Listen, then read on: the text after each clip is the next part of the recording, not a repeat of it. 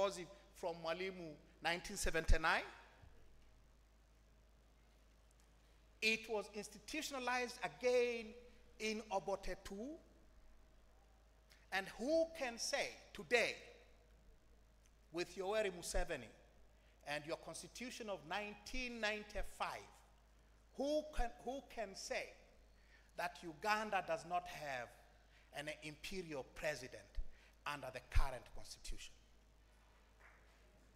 All that, my argument is, all that was inspired by Julius Nyerere. And you know, he did not only inspire constitutional development in that direction, he also interfered massively in Uganda's internal political processes. Anyone doesn't know this? He did not only overthrow Idi Amin, he installed Professor Lule, and when Lule started acting too independently, he had him removed, all right, in Mwanza. You should read Professor George Kanyehamba's book on the constitutional development of Uganda. He tells the story of how Lule was removed. They were all summoned in Mwanza, and the deal was done. Interfered heavily in Uganda's internal politics. He paved the way for the return of Milton Obote II through the halfway house called Paulo Muwanga and his defense minister, one Yoweri Kaguta Museveni. So whatever you think of Milton Obote, whatever you think of what happened during those 5 painful years, from 1980 to 1985, to July 85, when Obote was once again thrown out by the army, you should never forget that Obote's return for the second time was engineered by Mwalimu Nyerere. And therefore, he bears a not small contribution in the torment that Uganda went through during those years.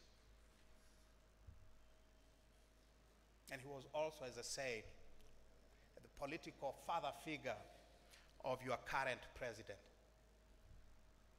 The one thing that we should not blame Mwalimu for, I think, as I said, he was a great man. One of the things that testified to his greatness was his decision in 1985 to relinquish power voluntarily.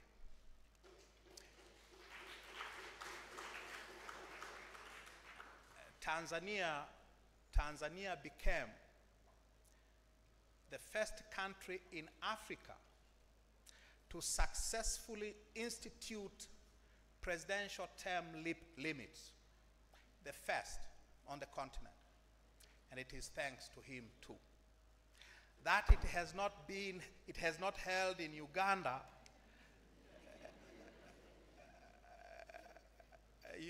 it was tried, right? It was tried thanks to his inspiration. It was presidential term limits were instituted here, I argue, thanks to Mwalimu, to his inspiration, to his example. That they have not held. He should not be blamed for the fact that presidential term limits have not survived here. Maybe if we say that he contributed in a way because of the imperial presidency that he inspired here and elsewhere. But his introduction of presidential term limits has held in Tanzania and has been adopted in almost every other constitution you can think of in modern Africa. Even if in few countries there has been a backsliding So we can thank Mwalimu for presidential term limits, the constitutional legacy of Mwalimu. What else? What else?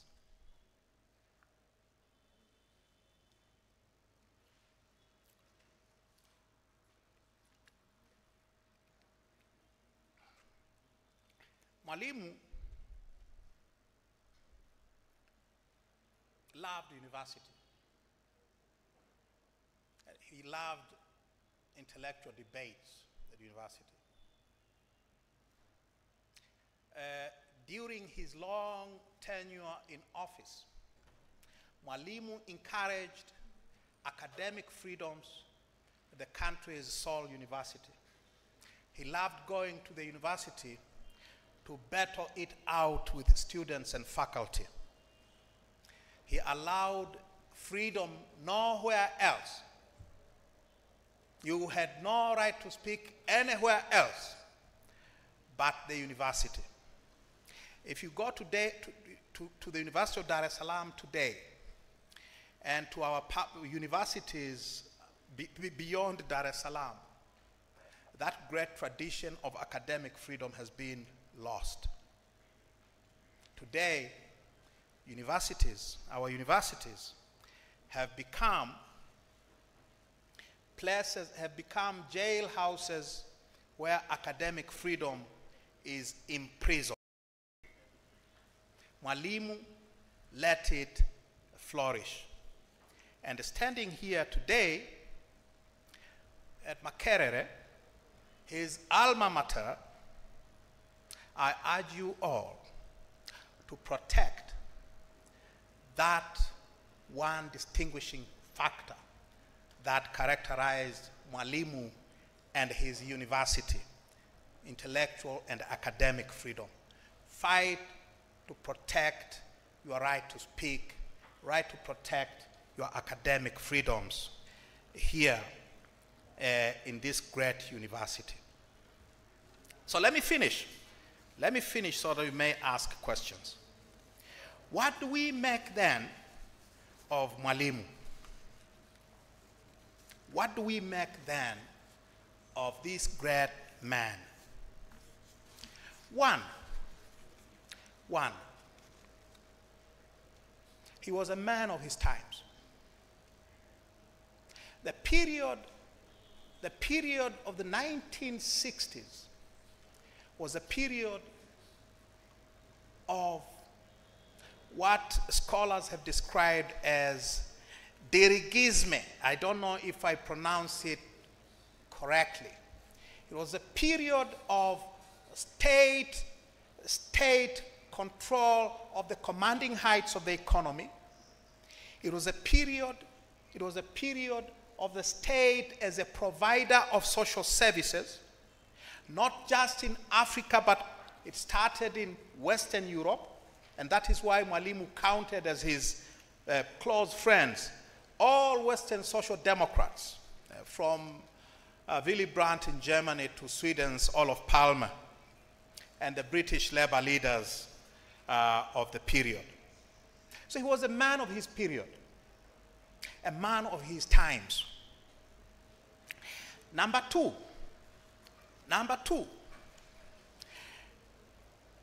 he could have made different choices. It was not a given that we should have taken the direction that Mwalimu took.